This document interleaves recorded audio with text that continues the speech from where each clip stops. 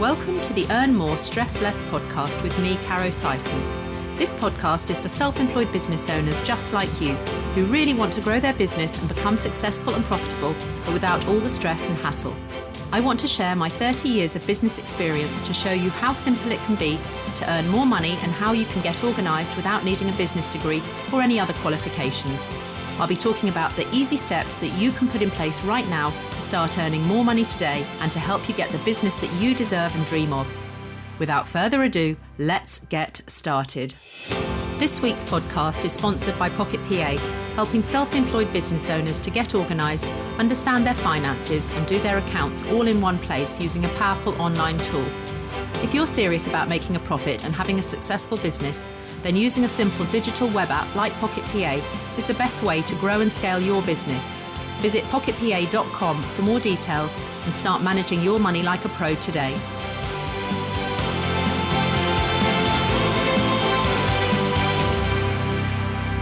Welcome to the Earn More, Stress Less podcast with me, Caro Sison, and today I've got a solo episode on a topic that is very close to my heart this week. I'm going to be talking to you today about dyscalculia. Now, I used to call it dyscalculia before I was enlightened, so if whatever you would like to call it or however you've heard it, I'm going to be calling it dyscalculia because I've heard some people on YouTube calling it this, so I think that that's the correct pronunciation now. So I stand corrected and I'm going to be carrying on trying to remember to call it that from now on. So I want to break down the barrier of numbers and number confidence, and I want to help micro business owners in particular, but anyone else that has dyscalculia, to conquer their business finances and numbers with much more confidence. And I want to try and empower you with some knowledge and strategies to navigate those annoying challenges of dyscalculia in the whole world of numbers. Numbers are everywhere in our day-to-day life, and I really want you to feel that you can unleash your true business potential however you feel about numbers and maths. So get ready to unlock the secrets of success, conquer the numerical nightmares that don't need to cause you sleepless nights anymore, and let's get into understanding dyscalculia. So what is dyscalculia? Let's start by understanding what it is firstly and delve into the basics. Well, sometimes people call it number confidence, or it's like number dyslexia. And it is actually a specific learning disorder that affects an individual's ability to acquire and understand mathematical skills and concepts. And it's characterized by difficulties with numbers, calculations, mathematical reasoning, and people with dyscalculia may struggle with basic numeracy skills like counting, recognizing numbers, and understanding mathematical operations. And when you think about it, we have numbers all around us. They're constantly in our day-to-day function, and everything that we do have got numbers coming into us left, right and centre. And if you find numbers overwhelming, it can very quickly make you feel that you're less than, that you're not coping, that other people seem more intelligent or understand things better than you. But if you've got this dyscalculia, then that is basically what's causing you this number block. And it's not a result of low intelligence or a lack of effort. It's actually a neurodevelopmental condition that affects the brain's ability to process and comprehend numerical information. And people with this condition, whether it is even a condition, but people with dyscalculia may have difficulty understanding maths symbols, sequencing numbers, grasping mathematical patterns and relationships.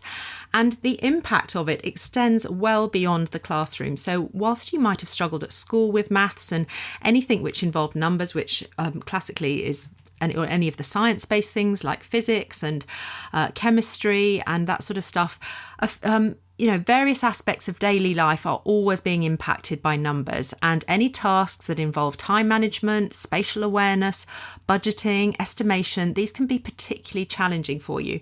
And dyscalculia then also leads to frustration, low self-esteem, and lots of anxiety related to any maths-related activities. So it's important to note that dyscalculia is distinct from maths anxiety or general difficulties with maths. It's actually a specific learning disorder, and it requires a proper assessment and intervention if you want to get it formally diagnosed. And once that's happened, you can get appropriate support, different accommodations and specialised instructions. And people can also develop strategies to cope with their challenges and achieve success in their academic and personal lives. So it is something that can be supported. It's often a persistent learning difficulty, which makes it hard to understand, and whilst it's described as this dyslexia with numbers, it's much less well known and less researched than dyslexia, which is when you find letters and words and things complicated, and you can't make sense of words and things on the page. But it's estimated that dyscalculia affects around 4 million people in the UK, and that's 6% of the population. And I expect that that's probably massively underdiagnosed. I would imagine that there are an awful lot more people that actually have dyscalculia. So what are the signs of it? Well, making arithmetic much more difficult. So that you're going to have difficulties with recognizing numbers, connecting number symbols and words, perhaps placing things in order, learning sequences, grasping the properties of numbers, such as knowing that 9, the figure 9 is a 9. So that's 9 ones, but also that it's 3 3. So that's all your multiplication tables. You might find counting backwards challenging, making estimates where you've got to guess a rough number complicated, understanding place values and decimal points, such as the difference between £500 and £5, where it's got 5.00, doubling and halving, percentages and spreadsheets. All of these things are daily things that we come across, whether we're in business or just leading our everyday lives. And so it can have a really massive impact on our lives. And it can certainly slow down your academic progress and your career progression. And it will cause this strong anxiety around maths, particularly, I think, when you're in pressured situations. But day to day, the effects could cause problems with managing your time. So that would be everything from planning your diary, having calendar and appointments. Certainly a 12 or a 24-hour clock can be a challenge for you. I know my own daughter has this challenge, and for her, if you were to say turn up at 1700, she might come at 7 p.m. She might not know that 1700 is actually 5 p.m. So those differences between a clock which has a 24-hour format and a 12-hour format with AM and PM, those can cause real challenges for people. And so planning your diary and calendar, that can be a problem if you offer service-based appointments where you need to be really on top of your organisation and your calendar management. Other places that it might show up, planning journeys. So working out how much time it's going to take for you to get somewhere. And you have to then work backwards from the time you have to arrive to working out what time you have to leave, because 1 hour has 60 minutes. And you have to be navigating perhaps timetables or looking at how long it's going to take you in the car to get somewhere, and you have to work backwards, and that can also be a challenge. What about working out when you're out at a restaurant, or you go out somewhere where you have a bill and you're with some friends or family and you need to split the bill? So having to work out division, and often you're in a pressurised situation, the waiter or the waitress has come to you with the bill, and suddenly you're needing to work it out and split it 3 ways, 4 ways, 5 ways. You then have to add a tip on, and that's usually a percentage, and then you have to split it out between you. And you just reach this point where you feel frozen to the spot, and it's like, oh, don't ask me to do the bill split, or, you have to refer to somebody else and just say, oh, how much do I owe? That's sometimes a challenge, as I say, working out this bill. What about when you're paying for things in shops? You might not understand how a discount can work. So a lot of places will be shouting out, oh, we've got a 20% discount. And so you might be wondering, well, has that been applied correctly? Because you can't work out on the spot and really know if that 20% has actually come off your bill, particularly when they add VAT on as well. I know some of the salon shops, they will be quoting prices without the VAT, without that 20% added on. And then when you see that certain things have got special offers with discounts and stuff, you can just go into a meltdown thinking, oh my goodness, I've got to add VAT on of 20%, but then I'm getting a 15% discount. And you end up reaching the till and they ask you for an amount, and you hand over your card or you make a payment, and you really don't know accurately whether everything's been applied correctly.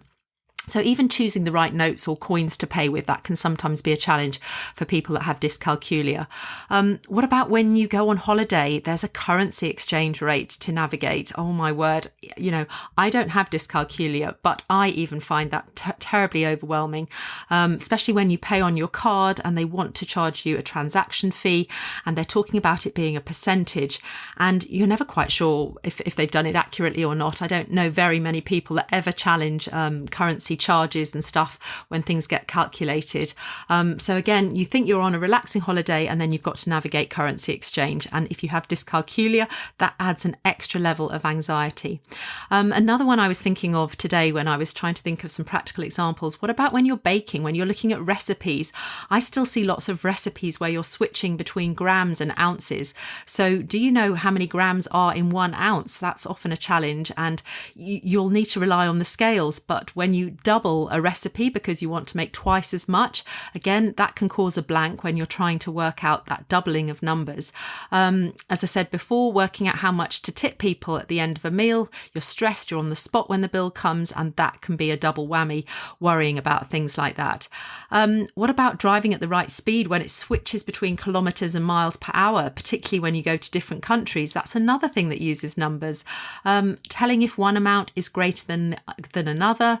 They use that little sign, don't they? It's like a V on its side, and it can either be facing one way or another. So are they talking about an amount being greater or less than another? That can cause confusion. What about multiplication and division? You might have struggled perhaps with your times tables when you were growing up. I know when I was growing up, I used to have to learn them all by rote, and I used to be in a class where we used to say them all out loud, and then you would practice them in the car. I would be going home backwards and forwards on my journey, and we would be doing our times table, and then it would sort of become natural for me to be able to work out mental mathematics and stuff. But for people with dyscalculia, that doesn't come easily, if at all, and so they might have always struggled with their times table. So if somebody says, 3 times 3, they might just draw a blank, and they can feel very, very awkward in those situations, and that can be frustrating and really lower your self-esteem. One of the big topics that they're talking a lot about at the moment, you might have a mortgage, and mortgage rates. We all know that they're going through the roof. We hear people talking about inflation, and people with dyscalculia can really, I can't even say it sometimes. I think I might have a bit of dyslexia here. But yeah, people with dyscalculia, and when they listen to conversations about mortgage rates and inflation, and they hear people on the news talking about them, it might just totally switch them off. They haven't got a clue what's really going on, and they do feel totally on the outside of these conversations. And understanding how mortgage rates work, how standard variable rates work, when they hear the words APR and different things, particularly if they've been faced with purchasing a property, and you might have had a mortgage broker and he's gone through all of this information with you, and you might have just felt completely out of the conversation, just sitting on the side, listening to things and not really understanding what's being said.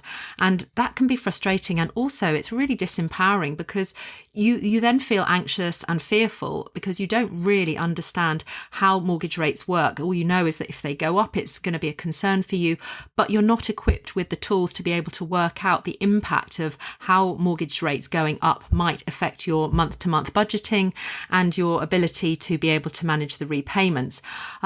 It's the same. I hear people talk about compound interest. It's a huge topic, compound interest, and it's one of the most valuable things that you can learn and understand.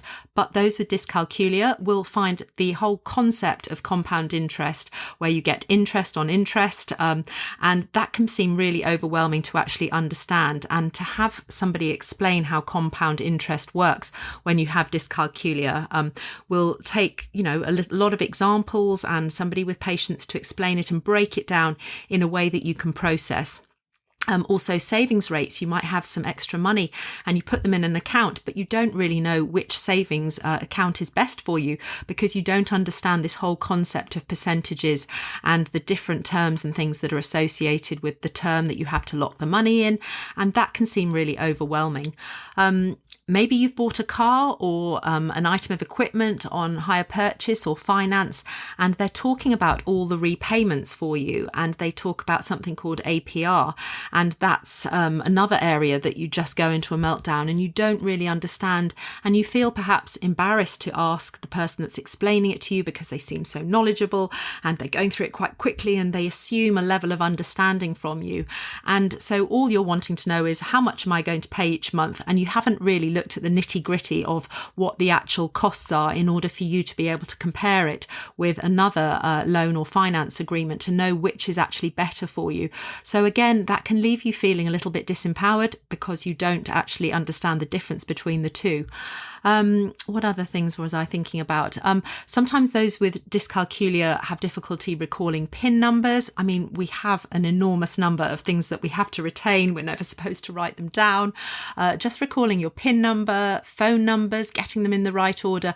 I know a couple of people that have these challenges, and you can relay a phone number or a PIN number to somebody and they just type in the wrong numbers. It's like they haven't heard you or they can't process them. So that can often be a sign of somebody that has dyscalculia. And when you get into business, if you are a small business owner or a large business owner and you have dyscalculia, you're going to have additional business challenges. So cash flow, one of those things that people talk about all the time, your actual available money that you can use that's for your business. But business is very simple. It is, what have I got coming in? That's your income. And what have I got going out? That's your outgoings and your costs.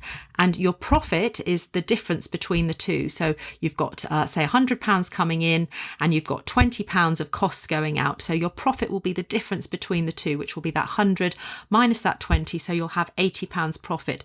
But being able to understand that on a day-to-day level when you're a small business owner, you might perhaps rely on your bank statement and you just look at the bottom of your bank statement and you have a long list of numbers and dates and some written entries and stuff coming in and out. But you're just looking at one snapshot in time on your bank statement. It's just telling you where your position is at that moment, but it's not giving you an overall feel and flow of your cash flow, of your numbers in a way that perhaps you can understand just because it's always delivered to you in these numbers. And this was one of the big things and the big reason that I made Pocket PA was because my own daughter has this struggle and lack of confidence with numbers. She doesn't understand, or she didn't when she was 19, she didn't have that concept of the 12 and 24-hour clock. So I knew appointment bookings and those sorts of things would be a challenge for her. I knew cash flow would be a challenge because she didn't understand the different percentages, money coming in, money going out, and working out that net profit. So this was one of the huge drivers that brought me to making Pocket PA, because I really wanted to deliver for her a way to understand her cash flow and her business numbers in a way that wasn't going to overwhelm her. And I wanted to deliver it in a way that was very visual, using colour, and deliver it in a dial so that she could see very clearly the small red area, hopefully small, of the money going out. And then we put all of the money coming in green, because that was green for go, red for going out. And then there's a little line in the middle which tells her the difference, what is left, and that's the profit in her business. So if your red is very small and your green is very big, it's very easy to see at a glance that your profit and your cash flow is going well. If your red is matching the same size as your green, it means that you've got a break-even position where you've got the equal and opposite amount. So you've got the same amount coming in against the same amount that you're spending going out. So that means that there's zero left for you in the middle. You've got exactly a matching coming in and matching going out. So there's nothing left for you as a profit. And God forbid, I always say, if there's a bigger red area in the dial and a smaller green area, it means that your costs are outweighing, they're bigger than your money coming in, which means that you won't have a profit, and effectively you've got an expensive hobby going on. And you need to know that sooner rather than later. You don't want your accountant to be the first person that tells you that. So it's really important that you get a grip on your numbers and you understand your finances, regardless of whether you've got dyscalculia or not. Business doesn't care. It's not interested in any of the places that you come from when you start your business. You are expected to manage it. And if you have this challenge with numbers, then this can prove a really pivotal point for you, because if you want to run a profitable business and not an expensive hobby, you have got to get to grips with your numbers. So one of the things that I did want to highlight, though, despite its challenges, dyscalculia does mean it's often accompanied by really unique strengths and some unexpected advantages. So I'm going to focus on some of the positives for a moment, because it does often mean that you are quite creative and very good at problem solving, and you have learnt sort of intuitively to find and develop creative approaches to tackle number problems, and your mind will be very adept at finding alternative solutions and thinking outside the box. And that's something that stretches into other areas as well. A lot of people with dyscalculia are very visual thinkers, so they need to see things on paper, they need to see things in colour, and they often have a really strong ability to think visually, and they really excel in areas such as spatial reasoning, pattern recognition, and anywhere where they can use their visual cues to help them understand things. And you can really leverage your tasks by using this visualization technique. Often they're really good at critical thinking because they possess excellent critical thinking skills and have the ability to analyse complex situations, consider lots of different perspectives, and can arrive at a really well-reasoned conclusion. And this can be a real strength and advantage, which makes strategic business decision making one of their strengths. And the last thing, which I don't think you could ever underestimate, people with dyscalculia often have really good verbal proficiency. So they compensate with their sort of number challenges by developing really strong verbal skills and can really excel in areas of communication. They're great connectors, they're good with language, persuasion, and they can leverage that strength, and it can be really beneficial in networking, sales and marketing, and they usually have absolutely on point, fabulous customer service because they're so good with talking with their clients and explaining things and making them feel loved and cared for in whatever environment that they're at, because they're such good talkers. So it's really important that we leverage those strengths and sort of mitigate the impact of those weaknesses associated with dyscalculia. And there are some practical workarounds that we can put in place if you have dyscalculia and you are a small business owner. So what about using technology? I think it's really important in this day and age that we embrace being able to use digital tools, calculators, spreadsheets if you can get over those, and different software platforms and tools to automate some of these numerical tasks. And this will then reduce your reliance on using, having mental calculations and being able to do those things that other people seem effortlessly able to work out and spout out their times tables, etc. And it's also going to help you minimize any errors and stuff, which is particularly important if you're running your own business. What about asking for some support and perhaps delegating some of your financial tasks? It's perfectly okay to tell your accountant that you have dyscalculia and that you find some of these number things challenging. But guess what? Tell them that you're using a tool which helps you to understand it, and this is the way that you want to do it. I think a lot of accountants want to sort of push you into their financial tools that they like using, but they might not suit you. I know that the big ones, the Xero, the Sage, the QuickBooks, some of those can be really overwhelming. And when I was developing Pocket PA, I knew that my daughter would perhaps, she probably would only use about 10% of these accounting software tools, and the other 90% she would never use. And of the 10% that she would use, she would only understand probably 5%, because it's just delivered in a way that didn't light her up. It didn't tick those boxes where she understood and could join up those dots for her with the numbers. So if those numerical tasks prove overwhelming, be clear with your accountant or anyone that you're working with that you find those things difficult to process and that you need them explained in a different way. And this will let you focus on your own strengths and ensure that you've got accurate financial management still being performed in your business. I think tapping in and using visual aids is really, really important if you struggle with number confidence. And it's really easy to find different ways to look at your data. You can use coloured pie charts. As I say, in Pocket PA, we use coloured dials. We also have graphs, which are in colour, which are very easy to look at and understand. And it enables you to see trends. And once you start to see trends, instead of just single snapshot moments like the bottom of your bank statements, it really helps you to connect with your business numbers and start to feel empowered that you really understand what's going on in your business. Looking at numbers in diagrams as well, and looking at things in visual organisers to help simplify any complex sort of data crunching.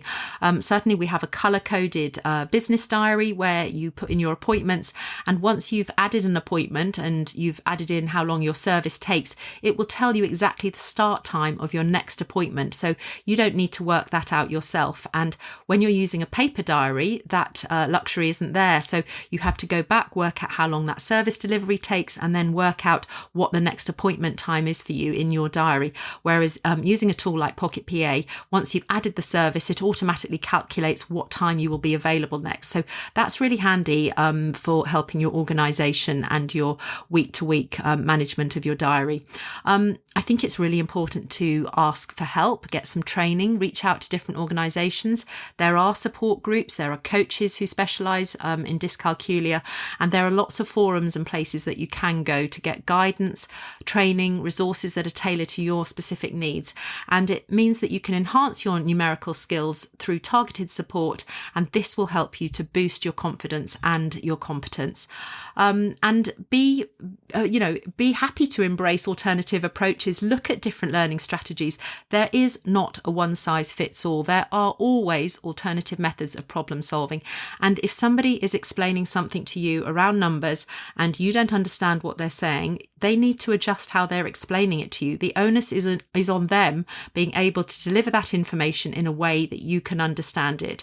Because if they're saying it the same way each time and it's not landing, they need to switch up how they're delivering that information to help you. So make sure that you switch around and put the responsibility on that person that's teaching you or showing you or explaining your accounts or whatever it is to do with your numbers. Switch it up and explain to them that they need to tell you in a different way so that you can understand what's going on. I think it's really important. Remember that dyscalculia doesn't define your abilities. It doesn't limit your potential for success. Absolutely not. My daughter started her business at 19 and 6-7 years later, she is like smashing it out of the park. And I know that she understands her business finances. She's got into a routine. She feels comfortable. She understands what she's putting in. And effectively, she's just become a data enterer. She doesn't need to worry about opening up spreadsheets. All of that stuff is done in the background. And if you're one of those people that find spreadsheets overwhelming, you can't sort things out, or you just open up that Excel and you just look at it blankly and think, oh my Lord, where do I start? Then using a different way to input your data and have it delivered to you in a visual way is probably going to really work wonders for you. So you've got to really make sure that you leverage your strengths and implement practical workarounds that can really help you navigate the challenges of dyscalculia and thrive in the business world. So what I would say firstly is make sure that you are kind to yourself. You are not less than, you are not less important, you are not stupid, you're not thick. People might have tried to sort of impress that upon you or make you seem a bit of an idiot about not being able to understand things, and you might have felt a bit of a numpty when things haven't clicked for you. And those are the things that I have heard people say about themselves, but just recognise and acknowledge that dyscalculia is a genuine learning difference. It's not a reflection of your intelligence or your capabilities, and acceptance is an important first step in managing it and getting the appropriate support. As I said before, you may want to seek assessment and diagnosis formally. You could go to an educational specialist or psychologist, and they will be specialising in adult learning disorders, and a diagnosis can provide clarity and guide you towards tailored interventions and some systems that can really help you practically day to day. But there is an emphasis on you to educate yourself. I think there's definitely time well spent to educate yourself about dyscalculia, to understand its characteristics, some of the common challenges and the available strategies that you could implement. And there are lots of books, there are articles, there's online resources which all provide valuable information on it. And you can definitely find out more about it and ways that you can help yourself. And if you support someone that has dyscalculia, then encourage those individuals with it to develop self-advocacy skills and to raise their own the awareness of needing some help with things. Encourage them to speak up about it, teach them to communicate their challenges, to get assistance where they're needed, and actively participate on their educational journey, because it can feel embarrassing for people. They often have shame around it, and there isn't any need to. We need to shine a spotlight on this shame element of it. There's nothing to be ashamed about. We all have challenges and lack of confidence in different areas. And if numbers is one of your things that you don't feel so confident about, empower yourself to educate yourself and implement and put in place some strategies that will really help you shine, because you definitely are not less than. I think another thing is to find some supportive communities, either online or offline, and connect with other people who have dyscalculia and learning differences. There are online forums, there are support groups, social media communities. These all offer a platform for sharing experiences, their strategies, there'll be emotional support, and it can be really comforting to connect with people who understand some of these challenges that you face.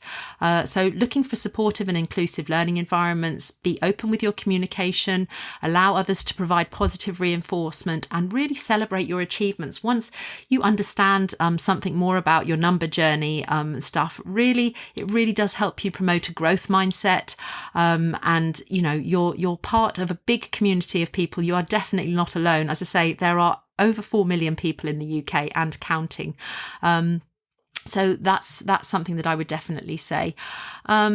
I think if you're working on your own, if you're particularly a solo business owner, there isn't anyone else or anyone obvious to ask or draw on their expertise.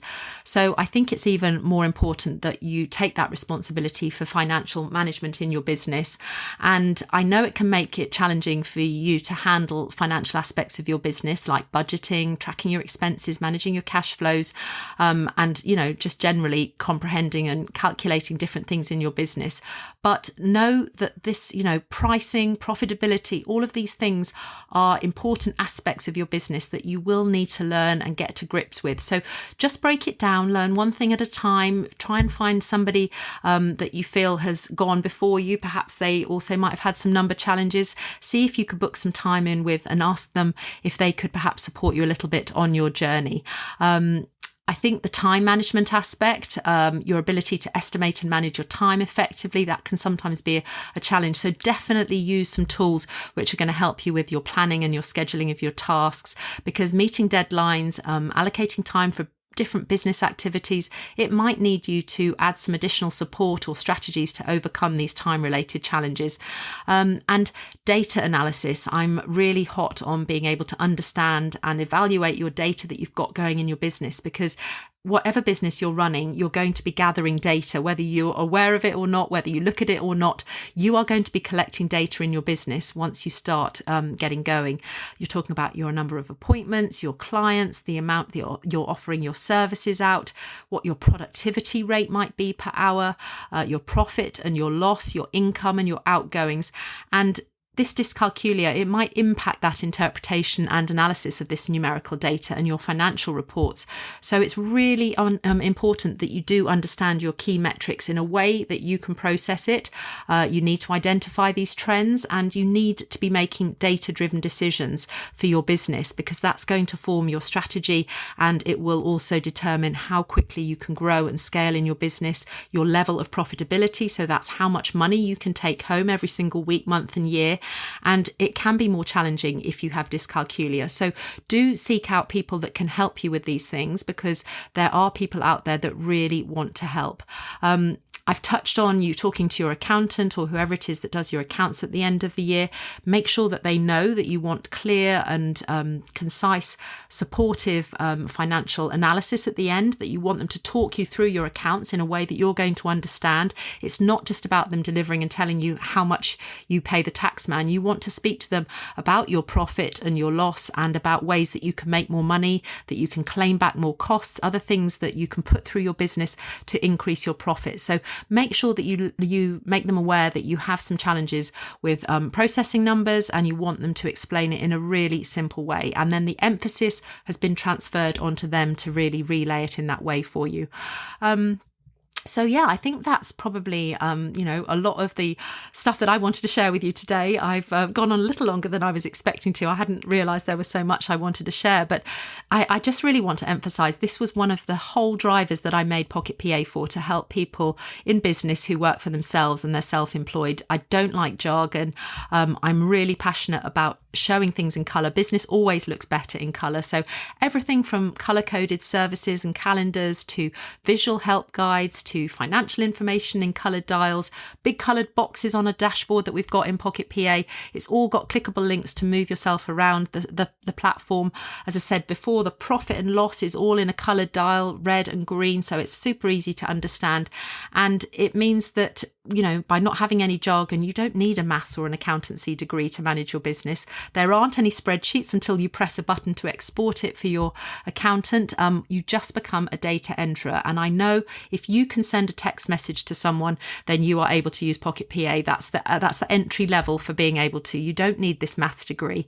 And as I say, you export once at the end of the year for the accountant. And that's the only time you need to have to look at a spreadsheet if you find them really overwhelming. So just to conclude, I think, just remember that managing dyscalculia is an ongoing process. You need to have some patience. You need to be persistent. And I think it's a collaborative effort from, people that can support you, from parents and other individuals that are already going along this journey with dyscalculia. And every person is individual. So all of your experiences will be individual to you. No two people will be the same. And it's really essential that you tailor what works for you and find the right tools to really help you maximize your potential. So that's it for today. If you have found this interesting, I would love for you to reach out. I'm on Instagram at pocketpa.gb. Do send me a message. Come and follow us. I try to put lots of interesting things on there which help you with your business journey. And I would love it if you were able to leave a review on here so that other people can hear how you've been finding the podcast. But other than that, have a wonderful week. Earn lots of lovely money, again with the least amount of stress, and we will catch up again very soon. Thanks for listening to the Earn More, Stress Less podcast with me, Caro Sison. If you've enjoyed this week's episode, then do hit subscribe so we can catch up again soon. And please kindly leave a review if you've got a moment, and share with anyone else that you think this podcast could help on their self-employed journey. If you're ready to make bigger breakthroughs in your business life and want to get way more organised and understand your finances the really simple way, then start your very own 14-day free trial today using the super powerful software tool Pocket PA that I made for my own son and daughter. Go to pocketpa.com/podcast and let's get you on the way to earning more money and stressing much less. Have a great week, whatever you're doing.